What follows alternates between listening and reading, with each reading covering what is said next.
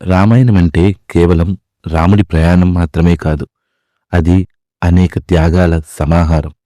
ఆ త్యాగాల మధ్య మనకు అరుదుగా వినిపించే ఒక పేరు ఉంది, ఊర్మిళ.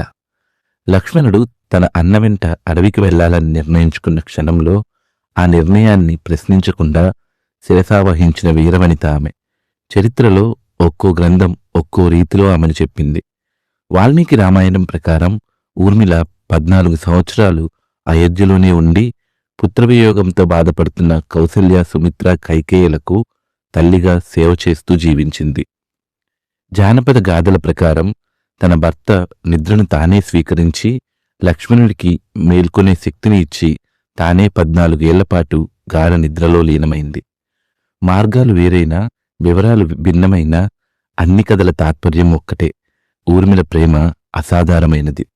భర్తను వీడి అత్తల సేవలో తపస్సు చేసిన, లేదా నిద్రాదేవి దగ్గర వరం పొంది 14 సంవత్సరాలు నిద్రలో గడిపిన, ఆ 2 రూపాల్లోనూ మనకు కనిపించేది ఒక్కటే: ఆమె అమూల్యమైన వ్యక్తిత్వం. ఆమె త్యాగాన్ని మనం ఎలా చూడాలి? తన భర్త ధర్మానికి తాను అడ్డుగా మారకూడదని భావించిన విశాల హృదయం ఆమెది. 14 సంవత్సరాల ఒంటరితనం కావచ్చు, లేదా నిద్రావస్థ కావచ్చు, ఏ రూపమైనా అది ఒక సాధారణ కాలం కాదు, అది ఒక తపస్సు.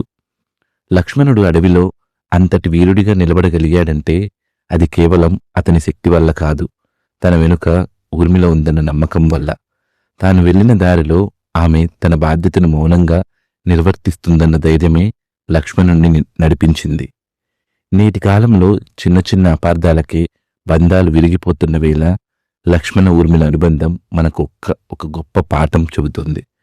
వారి మధ్య ఉన్నది శారీరక సమీపం కాదు, ఆత్మీయ బంధం. దూరం ఎంత ఉన్నా, కాలం ఎంత గడిచినా ఒకరి లక్ష్యం కోసం మరొకరు అండగా నిలబడమే నిజమైన ప్రేమ.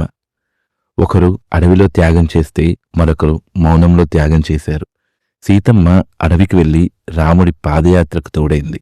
ఊర్మిళ అయోధ్యలో ఉండి లక్ష్మణుడి ధర్మయాత్రను నడిపించింది. అందుకే వారి ప్రేమ కేవలం ఒక కథ కాదు, తరతరాలకు నిలిచే ఒక ఆదర్శం. రామాయణంలో సీతమ్మ అడుగుజాడలు కనిపిస్తాయి, కానీ ఊర్మిళాదేవి సంతకం ఎక్కడా కనిపించదు. ఎందుకంటే ఆమె తనను తాను పూర్తిగా త్యాగం చేసి ఆ మహాకావ్యానికి ఒక అదృశ్య పునాదిగా నిలిచింది. అందుకే చరిత్రలో ఆమె నిద్రపోయినా భక్తుల గుండెల్లో ఆమె త్యాగం ఎప్పటికీ మేల్కొనే ఉంటుంది.